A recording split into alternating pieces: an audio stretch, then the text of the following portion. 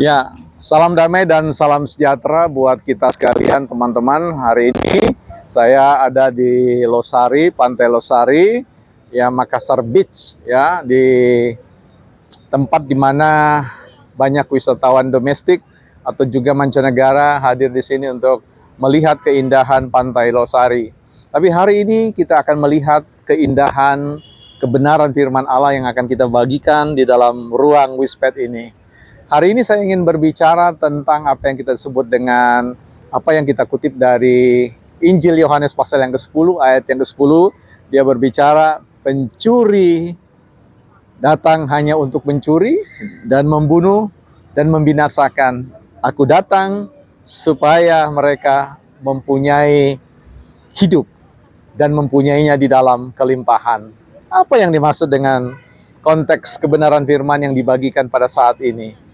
Kita perlu memperhatikan bahwa kebenaran Allah, ya, kuasa Tuhan, keberadaan Tuhan dalam hidup kita, Ia adalah hadir sebagai gembala, Dia hadir sebagai juru selamat kita, yang bukan mengambil sesuatu dari kita, bahkan merancangkan sesuatu yang tidak baik.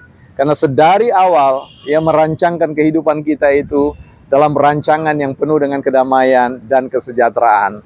Ketika kuasa kegelapan mengambil itu semua, maka kita hidup dalam satu kecenderungan untuk berbuat dosa.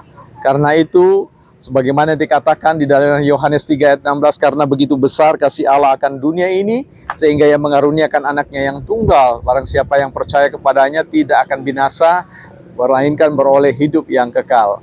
Kasih Tuhan yang begitu besar, anugerah yang begitu besar, dinyatakan bagi kita yang hari demi hari melakukan sesuatu yang bertentangan dengan kehendak Allah. Allah melalui Yesus Kristus mengatakan bahwa aku datang ingin memberi kehidupan. Kehidupan yang tidak berkekurangan atau kehidupan yang sekedar rata-rata, tetapi kehidupan yang dipenuhi dengan kelimpahan, kelimpahan damai dan sejahtera.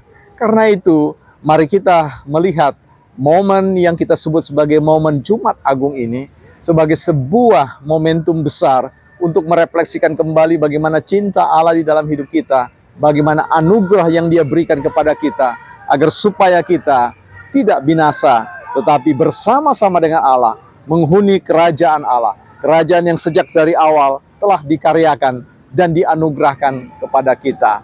Hari ini kita melihat, memandang salib Kristus, memandang kematian Kristus sebagai sebuah pengorbanan total, pengorbanan 100% pengorbanan, yang bukan kemudian menuntut sesuatu bagi kita, baru kemudian Ia mengasihi kita. Ia datang lebih dahulu sebelum kita menyesal, sebelum kita memohon pengampunan.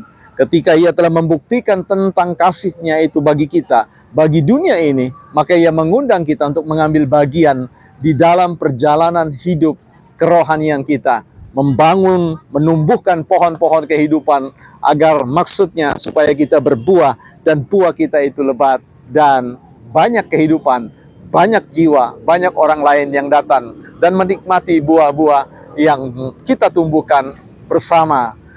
Percayalah bahwa Tuhan tidak pernah meninggalkan kita. Tuhan selalu hadir untuk bersama-sama memberikan kekuatan kepada kita untuk bertumbuh di dalam kekuatan Tuhan.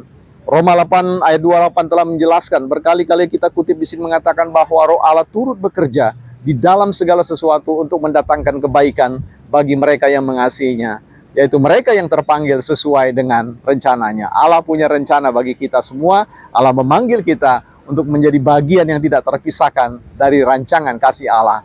Selamat Jumat Agung. Tuhan Yesus memberkati.